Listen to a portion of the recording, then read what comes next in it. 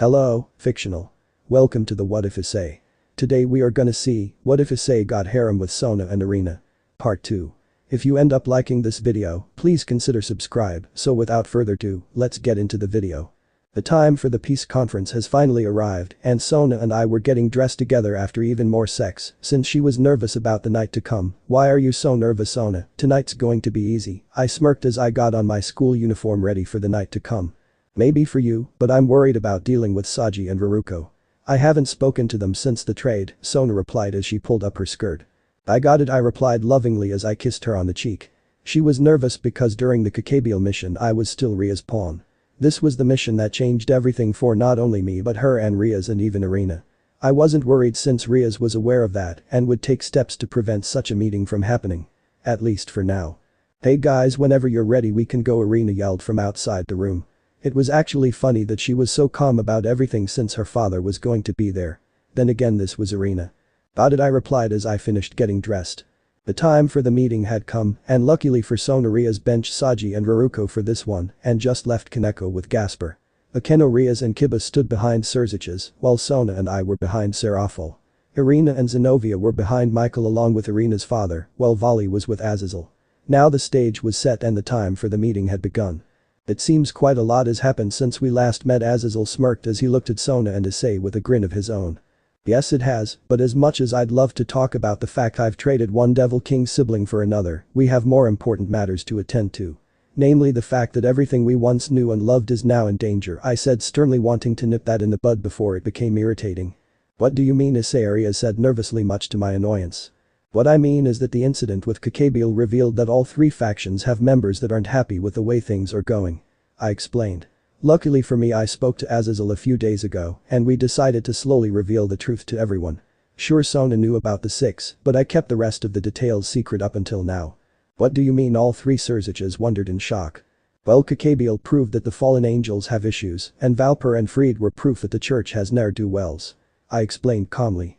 Yes, I understand that, but you said all three. I didn't think you knew about the Devil's Civil War and the Old Mau faction. Surziches explained. Serafal told me about the Old Mau faction during one of our pillow talk sessions, Issei said nonchalantly. I see Surziches twitched slightly and Serafal blushed at my blatant reveal of the relationships. So we have these elements. What would you have us do about it? Michael wondered, deciding not to ask why I was with a Mau of all people. Simple. Instead of the Cold War that the three factions seem to have themselves stuck in, make actual peace. Azazel and I are proof that devils and fallen angels can get along, and my relationship with Irina is proof that church members can get with devils. I reminded the group. It's hard to believe that nobody considered any of this. Yes, but what you're forgetting is that you guys were friends before you became a devil, Sona replied as though she was against all of that. True, but Irina was aware of me being a devil when she came back to Kuo, and when I invited her to stay with me, she accepted instantly. I retorted. The fact is that Irina trusted that the old me was still there and that was a huge part of why things worked out so well. That's easier said than done though, kid. You may have made it work, but not every church-devil relationship is as clean as yours and Irina's. Azazel said sternly, reminding me of Diodora and Asia. He was an obvious deterrent to peace and one that would have to be dealt with. True, but we have bigger problems, namely the group that's preparing to attack us, I said with a sarcastic calm. The Sitri siblings and most of Ria's peerage were on the verge of freaking out while Azazel and Surziches stayed calm, but before anybody could say anything a large explosion occurred by the old school building. Oh no, they're going after Gasper and Kaneko, Rias panicked. Don't worry, Rias, I had Kuroko look after her little sis and the baby vampire. That explosion was probably her attacking the schmucks who tried to be sneaky. Vali said, hoping to calm Rias down. Of course she wasn't the only one who was shocked. Serafal noticed that Surziches and Azazel were very nonchalant and she didn't like it. Why are you so calm, Surziches, and for that matter why is Azazel so relaxed? Did you guys know that we were going to be attacked? Serafal exclaimed, her legendary composure shaken. Surziches was about to say something, but I beat him to it. Sarah, you would have attacked heaven if somebody gave Sona a broken nail. Why the heck would we tell you about a credible attack? I deadpanned, causing Serafal to blush heavily and Rias, Sona and their peerages respectively to facepalm. As terrible of a statement as that was, the worst part was that it was true. Would you say that, Issei? Sona groaned, a blush all over her face. As comical as this is, I believe the cannon fodder is on the way, Vali reminded the group. As everyone looked outside, a large group of magic circles appeared and hooded magicians fell from the sky. Look at all of them, Rias exclaimed. Ah, that's nothing. Volley can crush them all without wasting a breath. Azazel scoffed. I agreed, and once again Rias proved how helpless she was. Fine, I'll go kick these guys' asses, but you owe me for this, Azazel. Volley groaned. Got it. I'll buy you that switch you're so badly after. Azazel said cheekily, causing everybody to sweat drop. So the red dragon is a pervert and the white dragon's a gamer. What a generation, Irina's father smirked sarcastically. Both are perverts and gamers. Though Volley is more of an ass man than I am, I scoffed. Screw you, breast boy, Volley groaned. Thus go kill the cannon fodder, Volley. I said sarcastically as Volley flew off in a huff, leaving everyone else to watch in disbelief. So now what? Volley's taking care of them, so what do we do, Irina wondered. She may not have known that there was an attack, but she knew me enough to know that I was prepared. It was kinda surprising that she trusted me like that. We wait for the heavy hitter that's sure to come. I said with a savage grin on my face. Sounds like fun, so are you gonna fight whoever shows up, Azazel smirked. Yep, I smirked confidently. I was ready for a good fight, and I was definitely going to enjoy this one. Issei, are you insane? You have no clue what type of person could be coming. Irina yelled, clearly opposed to my actions. I'll be fine. I said confidently. No, you won't, you idiot. There's no doubt that the old Mao faction is behind this attack, and if they send a heavy hitter, it means it'll be somebody who fought against my sister and Ria's brother. You can't win against someone like that, Sona chastised. I was pleased that she realized that the old Mao faction was behind this, but she was only partially right. Well, let me just give it a try, and worst case Azazel or Volley will step in, Issei smiled. Ugh, you're hopeless, Sona groaned. Just as they expected, a few minutes later a magic circle appeared and the heavy hitter they were waiting for arrived. Well, if I'm gonna fight somebody, at least she's hot, I thought to myself as I held back the perverted grin that was threatening to form. The person who came was a relatively tall woman with tan skin with long brown hair tied into a bun with a headset and purple eyes. Her low-cut dress had a high slit that showed off a large portion of her breasts, and Issei was thrilled. What are you doing here, Kateria Serafol exclaimed. Hey Serafol. I'm here to reclaim my title as true Leviathan because I'm tired of seeing my family's name dirtied by you. The now named Kateria Leviathan scowled. Seems envy really is the theme of the Leviathan. I spoke up out of nowhere. I may not be able to beat her in a straight-up fight, but if she loses her composure, I can sneak out a win. I did a little research on the Devil Kings using some books that Sona kept in her bookcase. One of them mentioned that the original Leviathan ruled over the sin of envy. Who said? The Kateria growled angrily. That would be me. Pleasure to meet you, Kateria Leviathan. The name's Issei Haidu, the Red Dragon Emperor, and it's a pleasure to meet you. I said calmly as I gave her a sarcastic bow. Kateria was shocked by the pleasant introduction. So Red Dragon, what do you mean when you say I'm envious of Serafol? I mean, think about it. Despite wearing that outfit of hers and her bubbly personality, she's the most popular Mao by far. If I'm a betting man, it's made worse for you since you and her are the only female devils. I said calmly, hoping to continue to push her buttons. Watch yourself, boy. Kateria scowled. I mean, I get it. She's got a better body than you from top to bottom, and I doubt you could pull off that outfit at all. I continued. You little bastard, what makes you think I want to do something like that? Kateria growled as she was taunted more and more. I was hitting her where it hurt and she really didn't like it. What the fuck is Issei doing? Irina said in disbelief as she watched the exchange, and she wasn't the only one. Who knows, but it's working, Azazel chuckled. What a rival, Volley chuckled as he watched the scene from the sidelines. Honestly, I didn't until you said something, but now it makes sense. I bet little Kateria wanted to play like the other girls, but Daddy Leviathan wouldn't let her. Heck, it wouldn't surprise me if you were a virgin because of the fact that all of the guys you liked were more interested in Serafol. Since my current line of questioning was working so well, I figured I'd have a little fun. Maybe sleep with the enemy if I played my cards right. I could tell from the look on Sona and Irina's faces that they realized that I was planning to get Kateria in bed, and I knew they weren't happy. Come on, Issei, you have me. Why are you going after mean old Kateria? Serafol said out loud. Clearly she knew what I was planning, and it actually seemed to work better. That's it, Kateria yelled out as she charged Issei out of nowhere and grabbed him by the neck. Did I hit a nerve? I smirked, convinced that she wouldn't kill me. Yes you did, you little bastard, and before I kill Serafol, I'm gonna shut that mouth of yours up for good, Kateria growled as a magic circle appeared underneath her body. Where are you taking him? Serafol growled. Don't worry your pretty little head, Serafol. I'm just gonna show the red dragon here how a real woman handles a man. Kateria said confidently. Kateria no doubt expected the Leviathan to be nervous and panicky, but instead she was smiling. Be careful what you wish for, Kateria, Serafol warned, well aware of Issei's prowess in bed. Whatever, Kateria scoffed as she vanished in the magic circle. Issei arrived back at the orc with a smile on his face and a relatively calm expression. During the hour he was gone he dumped 3 loads into Kateria's beep and 1 in her ass before he stopped since he still needed to get more information from the Leviathan heiress. It turned out that she was an information goldmine in addition to a great lay. The conquering hero returns. We were wondering when you'd get back, Azazel said sarcastically. It looked like the leaders were playing cards of all things. I'm assuming you got some information in addition to a good lay, Irina deadpanned. Oh yeah. Azazel and I knew some things, but the knowledge that Kateria gave us was gold. Issei smiled. With the peace conference over it was time for me to relax. While Sona and the other girls relaxed in their beds, I went down to the bath to calm down. What a day, Hudrage, I smiled as I got in the bath. The fun with Kateria and her information exchange were more draining than I expect. Yes, but perhaps you shouldn't relax so soon. You have a guest, Drake revealed much to my surprise. And who is waiting for me, I wondered as I turned towards the entrance to the room in order to find out who my guest was. It wasn't Sona or Irina that came to see me but Seraphil. I wasn't bothered by the fact she was in her business suit, but it was the look on her face that bothered me.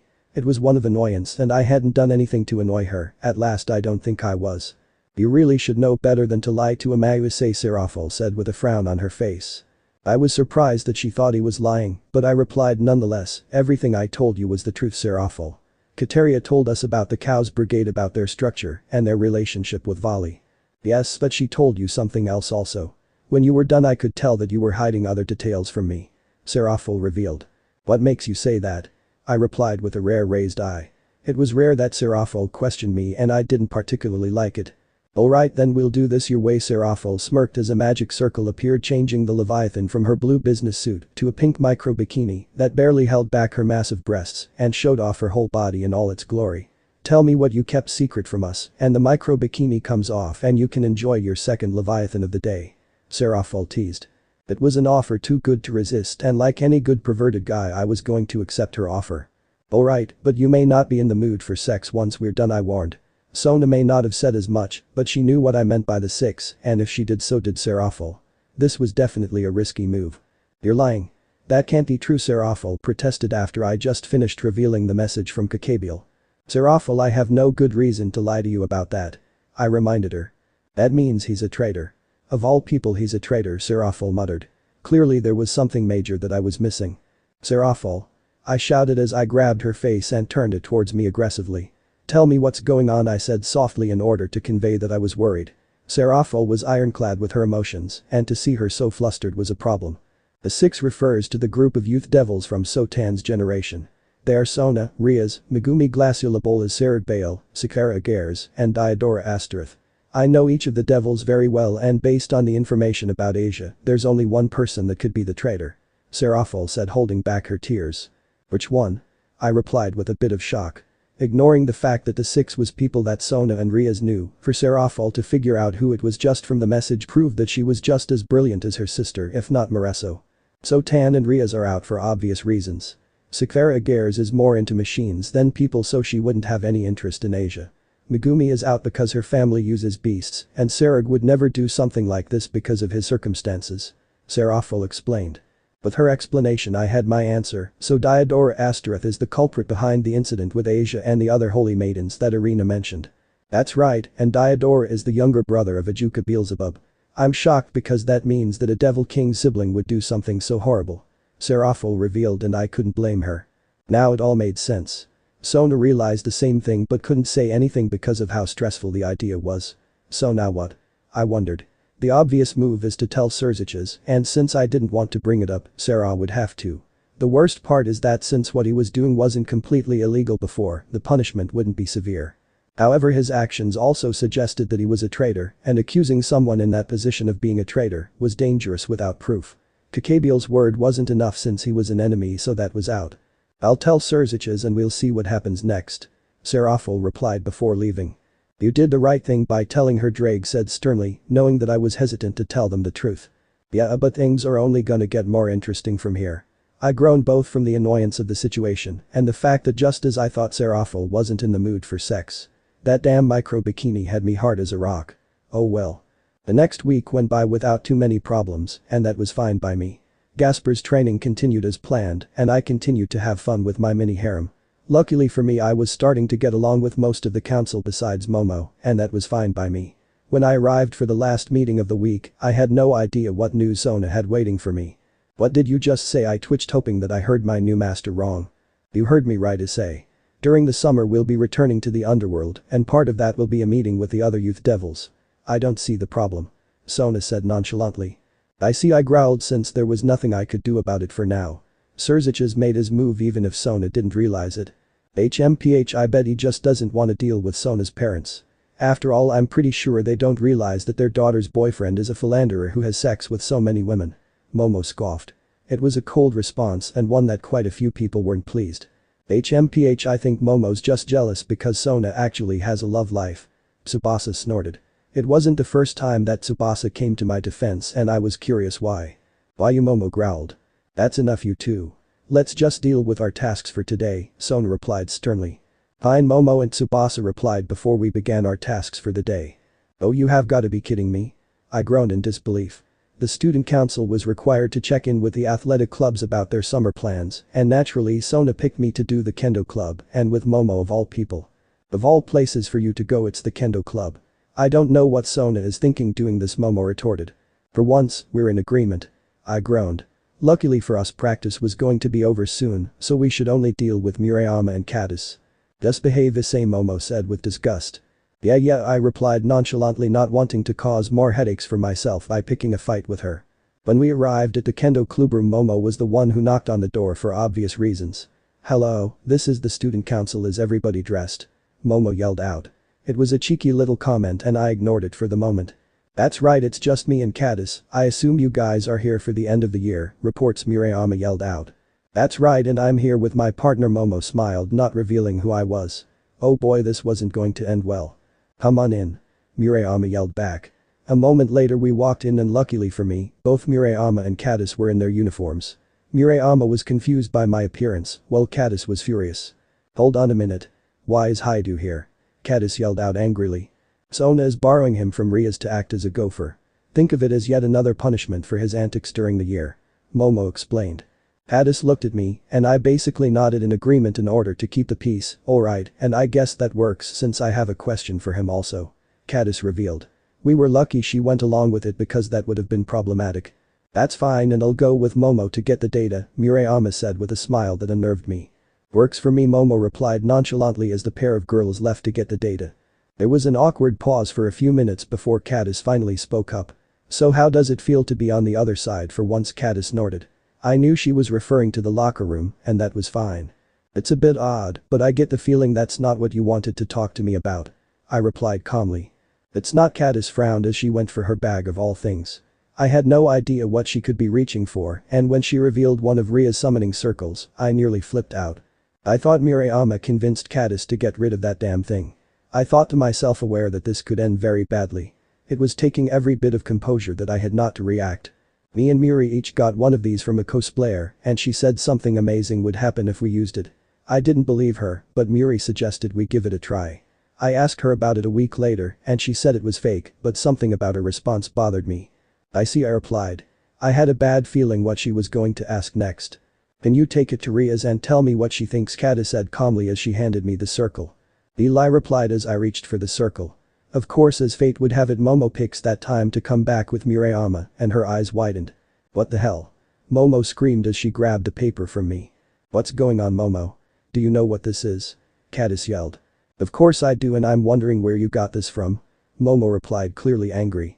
"Me and Murayama got one from a weird cosplayer a while back. I thought it was nothing and clearly I was wrong," Caddis replied, clearly flustered. Momo's eyes widened yet again before she calmed down. If she wasn't careful, she was going to expose everything. "It is nothing. I'm just annoyed because I have to deal with this pervert right now," Momo growled, trying to deflect what happened. If she revealed the truth, it could cause a whole lot of problems, and I'm glad that she caught herself. "If that's all, we should really get going." I groaned, glad that a major problem had been avoided. "Alright," Caddis replied, but as we walked away I could tell that Caddis didn't buy our explanation. After coming back with Momo, I gave Sona that good "Ole, we need to talk" look, and when we arrived home the two of us made our way to the hot tub in order to de-stress and chat. Needless to say, when she found out what happened, she was not pleased. "You gotta be kidding me." Sona groaned as we sat in the tub at my house after the day was over. "Nope," Momo nearly spilled the beans to Caddis. "Luckily she caught herself just in time," I replied, still annoyed by what happened. That's not what surprises me. I thought Caddis got rid of her circle, Sona replied, causing me to sweat drop. So did I replied. I had to deal with Caddis and soon. Warning. Unknown human approaching the security system blared. Funny story about my security system and why it was giving that unique alert. Back when Sona first made my house, I was worried that my classmates nearby would notice the change and that it would lead to a whole lot of problems. Apparently, Sona dealt with them using magic and my old buddies pretty much ignored me because of the changes in our love life, so they weren't a problem. For the alarm to blare like that meant that somebody was nearby that shouldn't be. When I pulled up the screen, I swear my eyes bulged out of their sockets. After all, the person coming by was Caddis of all people, still dressed in her uniform. Clearly she didn't buy something and figured that she could approach me alone. The fact she had a bag of clothes with her meant this wasn't going to be a quick visit either. Go get Irina and tell her and Zenobia not to answer the door. Stay in your rooms until I can either get rid of her or convince her to keep our secret. I said hastily as I got out of the bath and snapped my fingers, quickly changing into a white t-shirt and brown shorts, my classic outfit during the night. We had to play this very carefully or it could expose everything. I only had a few seconds before Caddis arrived and by now she had no doubt seen the mansion. Luckily for me, Irina and Zenobia were in their rooms and weren't going to interfere at all. Opening the door, I smiled at Caddis, who was definitely more annoyed than she was before. We need to talk. Caddis said firmly, and boy did I agree. Come on in, I replied with a smile, and Caddis did just that with a very annoyed expression on her face. I led Caddis through the house and to the family room where we could be alone. I would have led her to the bedroom, but that would have been way too presumptuous under these circumstances. Alright Caddis, what do you want? I said sternly. This was a business visit and one that I was going to ensure went my way.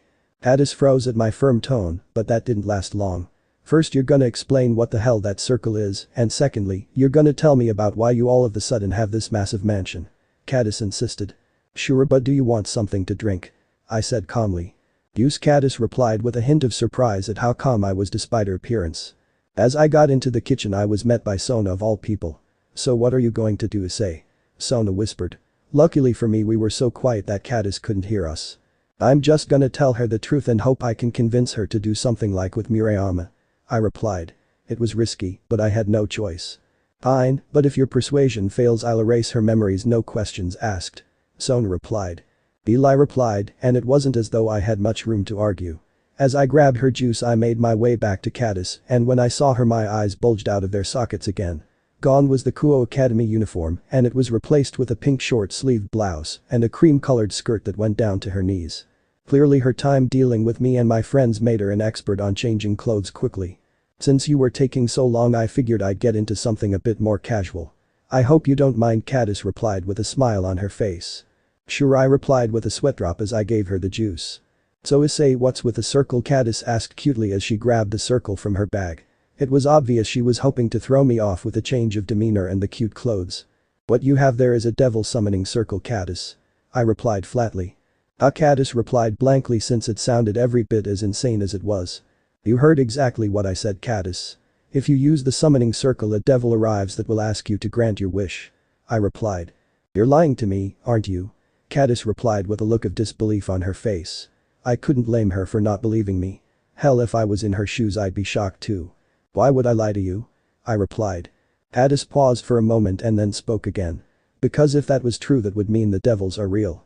It would also mean that at the very least members of the student council and the occult research club are devils also, Caddis revealed. So what makes you think the council and the orc are devils? I wondered. This was a major leap in logic. Well, for one thing, Momo's reaction when she saw the circle meant that she knew about it and she quickly pulled back, which meant that she was a devil. Sona was very particular about who she wanted in the council, which meant that she was a devil also, Caddis explained. And the orc, I replied in awe of her explanation. Because that would explain why a pervert like you was allowed in the orc in the first place with the two great ladies and the mascot of Kuo. You somehow got one of those circles and found out that Rias was a devil, and for your silence you got to join. Caddis explained. It had to be some of the most twisted logic that I ever heard in my life, and all I could do was laugh. What's so funny? She pouted. It's funny because you've come to the correct conclusion, but you have a few details wrong, I replied with a chuckle. What do you mean? Caddis said nervously. When you said that most of the orc and the student council were devils, you were correct. Of course that also includes me, I smiled as I revealed my devil wings. Caddis froze for a moment but then realized something else. Is Miriam a devil too? Caddis wondered. The quest made sense since Murayama was the one who said she'd use the circle first. No, she's not. She did use her circle though. I replied with a smile. Let me guess. You were the devil she summoned. Kata said nervously. I smiled since now it was time to have a little fun, not quite. Didn't you find it odd that Murayama and Zenobia became friends so quickly? I replied with a smile knowing she'd do the rest. So that means. That's right. Zenobia is a devil also. As a part of her contract I had Murayama agree to become friends with Zenobia when she transferred to Kuo. I revealed. But how's that possible? Cadis wondered. Zenobia got Murayama as her first contract for reasons that I didn't quite understand and I was sent to help her. I see, Cadis replied calmly. Apparently Murayama wondered why I stopped peeking on you girls and thought that she wasn't girly enough anymore. Zenobia had no clue how to help her, so she brought me in, unaware of my connection to Murayama. I snickered since looking back it was ridiculous how that played out. I see, and since that was her wish, how did you help her? Cadis wondered with a slight blush on her face. I found her reaction odd, but I figured I'd explain it to her the fun way. Let's just say if I want to see the boobs of a kendo girl I know who to go to. I smirked, causing Cadis to blush heavily. So you guys are having sex now, huh? Cadis replied, her expression dropping again. That's right, but that's a story for another day. Now that you know what the circle is, what do you want to do? I replied. If I didn't know any better I'd say she had the same wish as Murayama. I want to make a contract with you, Issei. Cadis replied. Oh, and what would that contract involve? Issei wondered. I'll keep your secret and the secret with the others if you do something for me. Cadis said with a nervous expression on her face. And that would be, I replied, though I had a feeling I knew what she was after. I want you to have sex with me, Cadis said with her face as pink as her hair. I couldn't help but laugh at how cleanly this had been worked out. Alright. Why don't I take you to the bedroom and clear up the contract right now? I smiled as I walked over to her, ready for a little bit of fun. Okay, Cadis said bashfully. Just as I was about to take her hand, I had a rude interruption. Sorry to interrupt, Issei, but dinner is ready. Sona said, walking into the room. Really, Sona? I deadpanned, unable to hide my annoyance at being interrupted. But the why? How? Cadis mumbled in disbelief. Issei, did you not tell her about us? Sona wondered. Her words turned out to be the breaking point and Cadis fainted. Good grief, I groaned, since now I had more explaining to do. As dinner was slowly served by Issei's mother, I couldn't believe the situation I ran into. My original plan was to come over to Issei's house and seduce him into telling me what the deal was with the weird brown circle. Now here I was in Issei's house, which was a small mansion by the way, with him and his family, Sona freaking Shatori of all people, and two other girls who transferred to Kuo recently, one of which I think is Issei's childhood friend. Oh, and did I mention that I've learned that the supernatural is real and that a bunch of my classmates are devils? Okay, so what's going on? I said in disbelief. This was so insane and somebody needed to explain what was going on. So do you want the short version or the long version? Sona said cheekily. Short please, I replied. With everything going on I needed the short version or I'd go insane. Got it, Sona replied with a smile as though she expected that answer. The short version is that Rias and I are high-class devils. My real name is Sona Sitri, by the way, while Rias is using her real name. Each of us can turn humans into servants, and while Ria's servants are in the orc, mine are on the student council. Okay, so that means that Zenobia, Irina and Issei are Ria's servants, since they're all part of the orc, I replied. Of course, when I looked at the group they smiled. In other words, I only had some of the details but not all. Just great. Not quite. Zenobia is Ria's servant and Issei used to be Ria's, but he's mine now. Irina is actually human. Sona revealed. So why are you here with Issei? I wondered. Because the three of us are members of Issei's harem. We live together because it makes it easier for us to sleep with him, Irina revealed, much to my shock. So where does Rias fit in all of this? I asked calmly. This was all so nuts that I could barely focus. Explaining much more would take too much time and we should really enjoy dinner. Issei spoke up with a hint of annoyance. In other words, if I wanted to know more I needed to get the long version. Oh, relax, Issei. I'm sure you and Cadis can have sex after we're all finished. Zenobia said bluntly, causing me to nearly choke on my food. How can you say that so plainly in front of his parents? I exclaimed with a large blush. Sure, I didn't have a problem with sleeping with a guy, but she can't say that out loud. Don't worry about that, dear. Issei and his perverted friends have said much worse as they watch their porn. His mom said with a chuckle. Okay. I replied bashfully before Sona spoke up again. So Cadis, the choice is yours. You can stop right now and only get the short version, or we can tell you the long version and have your life change forever. I gave you the option before because I felt like, Sona said with an odd glint in her eyes. Honestly, there was a strong part of me that wanted to stop it all and go home. The short version was confusing enough, and the long version was worse. However, I did want to be with Issei, and I get the feeling that any chance of that goes away if I don't learn the long version. Tell me everything. I replied, determined to get to the end. Was I confident that I could handle it? No. Did I need to learn the truth if I ever wanted to redeem myself in front of the guy I liked? Yes. I hope you don't regret that answer, Issei warned. I won't, I said confidently. As Sona slowly started to explain everything, it was very clear that I was definitely gonna regret finding out the truth. Issei POV. The real story took a little over 30 minutes and was shared between bites of food, and needless to say, by the time it was over, Caddis was gobsmacked. So what do you think? I wondered. I think that either this is the craziest dream I've ever had, or I really didn't know Issei at all. Caddis replied. Well, it's not a dream, and as for not knowing me, I kinda made it hard to do, I shrugged. My perverted tendencies meant that getting close to me wasn't easy for normal people. Well, now you know the truth, Caddis. I'm assuming that since we're done you'll be spending the night with Issei. Irina pouted. In all of this I kinda forgot that I was planning to have sex with Caddis tonight. Well, Caddis stuttered.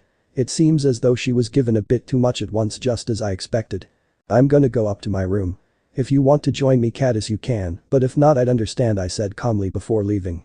My entire plan was ruined, and now things have gotten far more complicated. Caddis POV. Issei, wait, I called out, but before I knew it he was gone. I was positive he was planning to have sex with me, but now I'm not so sure. That idiot, Irina said with a hint of disgust. Yeah, he's doing it again, Sona groaned. What do you mean again? I wondered. Issei's actions were strange, but since they clearly knew Issei better than me. He told you about Murayama's contract with Zenovia, right? Sona asked calmly. Yeah, he did. He said that as part of the contract he told Muri to become friends with Zenovia when she transferred here. That's right. He was my assistant, but since I didn't know how to help Murayama, I brought him in. He was in this weird Drago disguise before I exposed him, and then he helped Murayama.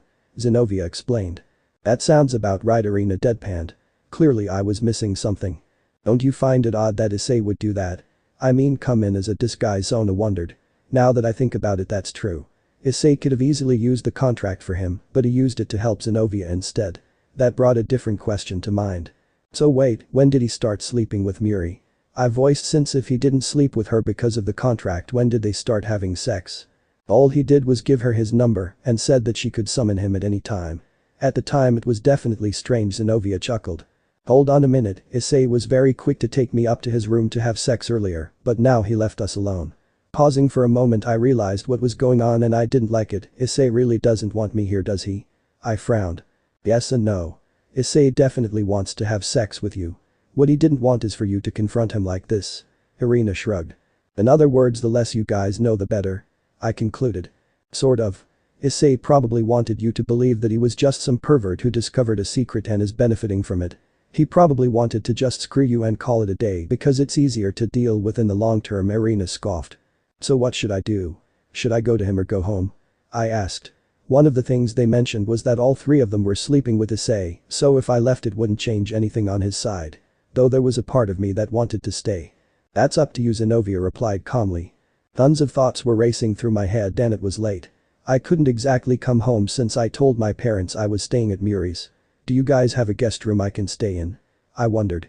Luckily for me, I packed toiletries anyway, so I can just get some rest and maybe discuss it with him in the morning.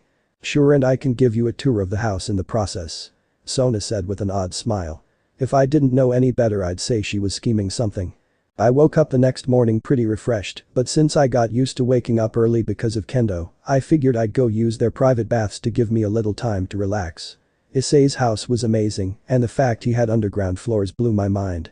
Entering the female locker room, I was surprised that nobody else was there, then again it was early in the morning. In a backwards way, I was jealous because Issei had access to so many girls now, and it's very possible I lost my chance to speak to him. I walked into the bath with my towel by my side, and it was a decision I'd regret shortly since Issei of all people was in the hot tub relaxing. Issei POV. Here I thought I'd get to relax in the tub and stick it to Rias once more before I went to my last day of class. Unfortunately, Caddis stayed over, which meant that those plans were postponed. Good morning, Caddis, I said as she walked closer. Admittedly, her body was every bit as impressive as I expected, and she has very nice legs, just as Moto always said. Hello, Issei. So can we talk, Caddis said timidly. Clearly she didn't mind being naked around me, though that made sense considering she was about to have sex with me before the interruption the night before. Sure, I replied nonchalantly. She paused for a moment, clearly contemplating something, and when she dropped her towel and got into the tub, I was pleasantly surprised. For somebody who was fully prepared to have sex with me the night before, you seem pretty surprised that I'm getting into a hot tub with you without a towel, Caddis teased. She has a point, partner, Drake teased. Spare me, I replied to Drake before focusing on Caddis. So what do you want to talk about now, I said calmly. This was far from my first time with somebody in the tub, so I was used to it. Tell me honestly. If we weren't interrupted by Sona, what would you have done? She asked with a determined look on her eyes. Considering my original plan was pretty brutal, I didn't want to tell her, but she clearly wanted to know the truth. When we got to my room, I was going to knock you out, steal the circle and have Sona erase your memories. Once that was done, I'd take you over to Murayama's house and leave you none the wiser to the supernatural world. I replied as her expression dropped. I can't believe you'd be so heartless, Caddis exclaimed before getting out of the hot tub and running away in a shower of tears. I would have relaxed after that, but I realized that I had another guest. You can come out now, Rias, I growled, since I wasn't really in the mood to deal with her today. For somebody who gobbled up Murayama the minute he had a chance, why did you say that to Caddis? Rias wondered. Maybe I've fucked you in the ass one too many times, Rias, because if you remember, during the contract I had Murayama befriend Zenobia. Could I have used it for my benefit? Yes, but I chose not to. I retorted.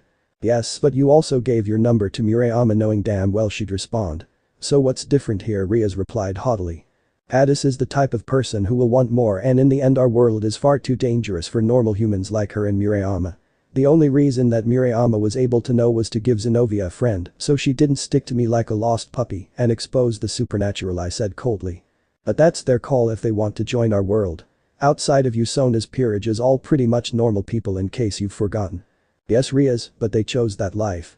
Murayama and Caddis only know about our world because of your screw-up. I reminded her. Yes, and those girls both wanted to be prettier because of you, or was that not obvious already? Rias retorted, and I didn't really have a response. I knew damn well what Caddis wanted, and I could have easily given it to her, but I know that bringing her into our world would have been a headache with everything that's about to happen. Whatever, I groaned before leaving myself. With everything that happened, I wasn't in the mood for sex, and things were already tedious enough as it is.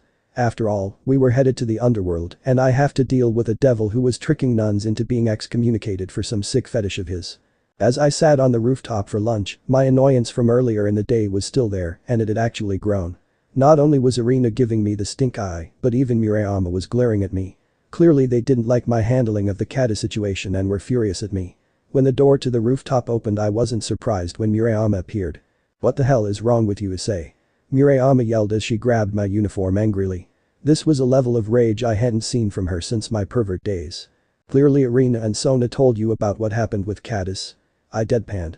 No, Caddis did when Sona brought her over to my house this morning. How could you be so horrible? Murayama screamed. Would you have rather I slept with her? I said coldly. Actually, yes. Her wish was the same as mine. To be thought about by you again. We both liked you from the start, Issei, but you were such a pervert that we couldn't do anything, Murayama yelled at me. This was getting even more annoying than before. And therein lies the problem. You were so caught up in the social stigma that came with liking a pervert that you made matters worse for you. Why the hell does it seem like everyone has that same idiotic problem of social values? Excuse me? Murayama yelled. You probably don't know this, but the beautiful Rias Gremory that everybody at this school loves was prepared to have me killed because I might have been able to save her from a marriage she didn't want. A fallen angel asked me out and was going to kill me, if not for the fact that Sona realized what Rias was doing was wrong and stepped in. Issei, Murayama said timidly as she let go of my uniform, aware that I was about to get into some dangerous territory. I'm far from done, Murayama. Asia, who seemed so innocent, was an actual exorcist and was kicked out of the church for doing her job. Zenobia and Irina were also kicked out because they overheard something they shouldn't have. By the way, they overheard it during a virtual suicide mission. Bekeno's family killed her mother and was going to kill her because of the fact her father was a fallen angel and her mother was a shrine maiden. Kiba watched a large group of his friends get killed because a sick man treated them like pieces of a science experiment instead of people. Why the hell would I want you and Caddis to be part of a world like that? Hell, the only reason I didn't have your memories erased was because I wanted to help Zenobia, I yelled. So all of the time we've spent together is for nothing? Murayama replied, clearly dejected by my response. I couldn't believe that she somehow missed my point in all of this. No, it's not, Murayama. I love being your friend and I love spending time with you. But I know you well enough to know that you're gonna want to join our world, and frankly I can't allow that. It's way too dangerous for a normal girl like you. I said calmly as I cupped her face with my right hand. But what if I want that? What if I want to be there for you, Murayama replied as she grabbed my hand with hers. You can't, Murayama, and that's the problem, I replied before kissing her on the head. Like that, the bell rang and put an end to my fun. I'll head back first, Murayama said with a smile as we separated, knowing that I wouldn't see her until summer break was over.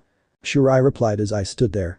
It was a bit harsh, but it was a necessary lesson as far as I was concerned. Sure, it may cost me 2 potential hairmets, but it was for the greater good. The time has finally arrived for me to go to the underworld with Sona and the rest of the peerage. The night before, Sona told me how to get to the station, saying she had some business to handle, and that meant it would be only me and Irina since Zenobia was going with Rias. I didn't think much of it at the time since we were naked, and I was beginning to regret that. Small talk after sex was a rather annoying weakness of mine that Sona seemed to figure out. What are they doing there? Momo twitched and I couldn't help but agree with her. Murayama and Caddis were with Sona dressed in some casual clothes and with suitcases.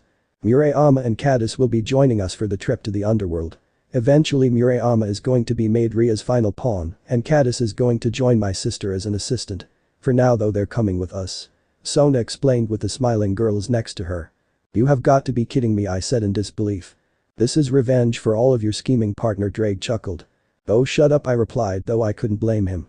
Look on the bright side, Issei, Caddis smirked as she walked up to me. What's that, I deadpanned. Now we can actually complete that contract of ours, Caddis whispered before planting her lips against mine in a very simple kiss. My summer break was just beginning, and now it seems as though things were going to get even more complicated. As the group relaxed on the train, I couldn't help but chuckle at the way things had gone so completely against what I thought would happen. Somehow Caddis and Murayama worked out a deal with Sona that would allow both girls to join the supernatural world, and did so behind my back. This is a disaster, I groaned as I went to a second car to give myself a break from everything. Sona and Tsubaki were talking with Irina, Murayama and Caddis, and I needed to leave or I'd go mental. You brought this on yourself, partner. Those girls were dedicated to you, and you simply tried to brush them off. That was never going to work, Drake scoffed. I had to admit that he was right and I was being foolish, but it was too late now. Yeah, maybe I'm just a bit surprised that the girls made such a bold move, I smirked. Maybe a nice nap is just what I need, I smirked as I sat back in the couch and closed my eyes, figuring that I would be left alone. Unknown girls POV. While Sona and Irina were chatting with Murayama, Irina and Caddis, I figured now was finally my chance to make a move on Issei without the others getting in my way. Luckily for me, I noticed Issei go into a separate car, and at last I had my opening. I opened the door to the next car and found Issei Haidu all alone and sitting up on the couch asleep. It was odd that he took that position, but I wasn't about to complain. The moment of truth arrived as I slowly made my way over to his pants and kneeled in front of him. Here we go, I muttered to myself as I reached for his pants, ready to see if I could add my name to Issei's hairmets. So Drake, when should I step in? I asked my partner as I watched what was happening via dreamscape. I figured that one of my lovers would try to sneak away in order to spend some private time with me, but what I didn't expect is for Tsubasa Yura to sneak in. I watched happily as Tsubasa, dressed in a blue button-down shirt and blue skirt, hunch in front of my pants and reach for my belt. Clearly I had an effect on her that I had no clue about, and she was ready to make her move. Then again, if you told me a few months ago that Murayama and Caddis were interested in me, I wouldn't have believed it either. I don't know, partner, but even I must admit I didn't expect this. Drake admitted. There was a part of me that wanted to wait and see what she did out of amusement, since she was clearly nervous. However, I also knew that if she continued to hesitate, somebody would realize what was going on, and that would be a problem. Sona POV. Hey Sona, have you seen Tsubasa? Momo said nervously as she interrupted the conversation I was having with Murayama, Caddis and Tsubaki. No, I haven't, I frowned since this was very much like the others. Hey, Issei isn't here either, Caddis spoke up, and that's when things changed. That bastard. Where did he take her? Momo yelled, her bias towards Issei still very much in play. Oh, relax, Momo, it was probably Tsubasa that did something. Tsubaki smirked, and I couldn't help but agree. What are you talking about? Momo complained. Don't tell me she has a crush on Issei too, Caddis complained, most likely because she was worried about having more competition. Give me a moment, I said calmly as I focused my senses. Luckily for me, Tsubasa and Issei were in the next room over. Given that Issei's massive aura wasn't out, I imagined he was sleeping. As for Tsubasa, I have no clue what she was doing, but she was very close to Issei. So where are they? Momo said hastily. They're in the other car, but…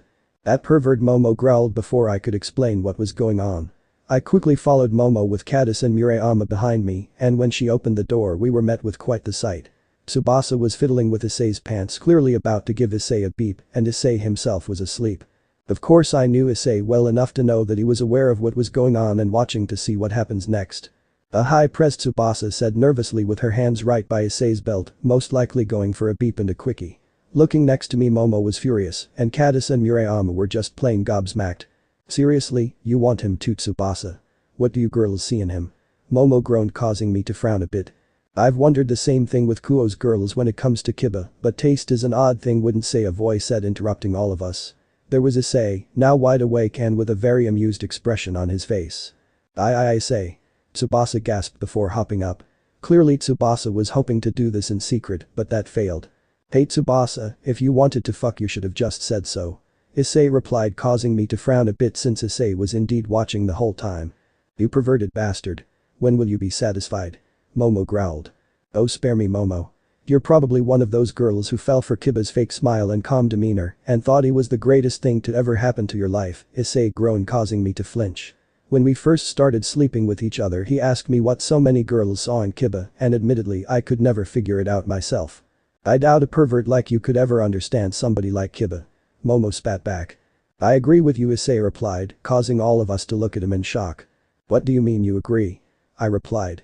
I mean, yeah, I could never understand how Kiba could be in a room with girls like Rias and Akeno all the time and still keep that impassive face of his. I had to bait him into going after Tsubaki, and that didn't last very long. Issei retorted, causing me to twitch again. Kiba did indeed make a move on Tsubaki, but they fizzled fairly quickly, much to my annoyance. I was extremely tempted to send Tsubaki Issei's way, but I decided not to, since it would make things tedious for me.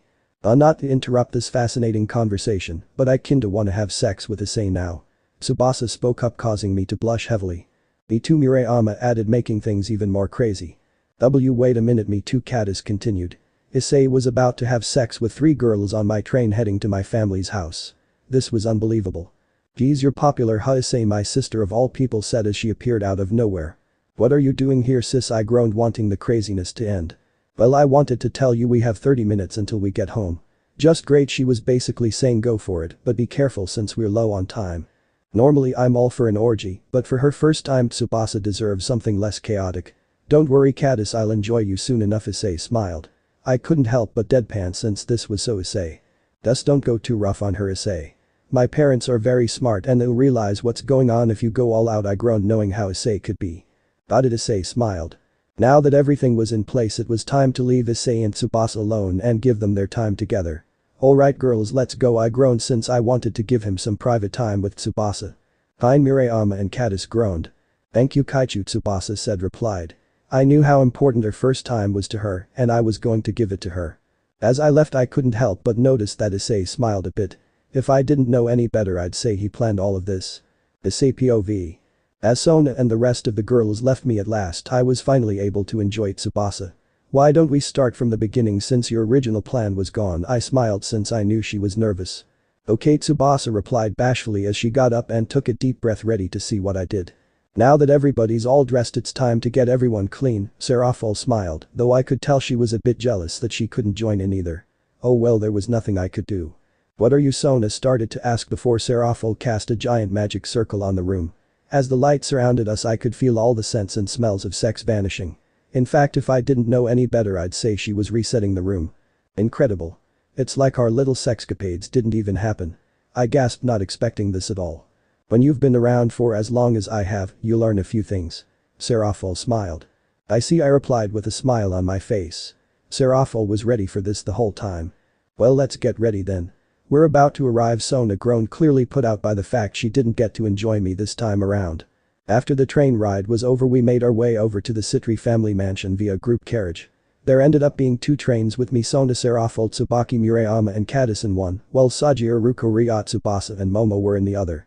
That was fine with me since I had a little matter to discuss with the girls in question. So when did you guys decide on this fun little arrangement? I smirked, referring to Murayama and Cadis joining the supernatural. Well, after you tried to deny her, Cadis ran out of the room and went to me, Sona replied. After she explained what happened, I realized what you were trying to do and decided to come up with a solution that works for everybody. No doubt convincing Rias and your sister to go along was simple, I teased. Considering your role in all of this, I'm surprised you can be so nonchalant, Murayama scowled. Need I remind you, Muri, that the only reason you're a part of this little gathering is because Rias screwed up. I could have been just as cold to you as I was Caddis, but I needed to help Zenobia, I reminded her with a flat expression. Amusingly enough, Sona didn't say anything back since she knew I was right. Anyway, Murayama will stay with us for a few days, while Caddis goes with my sister to begin her role. Got it, I replied nonchalantly. The fact that I didn't seem to care that the girls would be leaving had to bug the girls. I've got one more question for you, Issei. Caddis said timidly. Of course, I replied calmly. What's the deal with you and Momo? Caddis wondered. The question made me smile since it all but confirmed what my senses were telling me as I was enjoying Tsubasa. Well, it's true that the people outside the door could hear me and Tsubasa have sex. Caddis, Sona and Momo were listening right by the door. No doubt Momo heard me call out and fled, hoping that Caddis and Sona wouldn't say anything. What do you mean, I said innocently. Sona looked at me with a scowl, and since I didn't take the bait, so you're not aware that Momo was listening in just like we were? Sona deadpanned. Considering the way she insults me and badmouths me, I'd be shocked. I replied with a wry smile. Oh please, I did it all the time and I liked you. Momo's gotta be the same way. Caddis admitted with a blush. Well, how about that? I replied, the smile never leaving my face. I'll confront Momo later, but for now I'll enjoy the last bit of the ride. Anyway, we're about to arrive, so get your game face on. Sona said sternly. I imagined with Ria's family the trip would have been much more like a celebrity arrival, but I had the feeling that it would be all business with Sona's, and this could end very badly for me, since the way I joined Sona was dubious at best. Oh well, let the fun begin. End of the here. So that's it for today's video, guys. Before you go, just like the video and share it with your friends. Bye.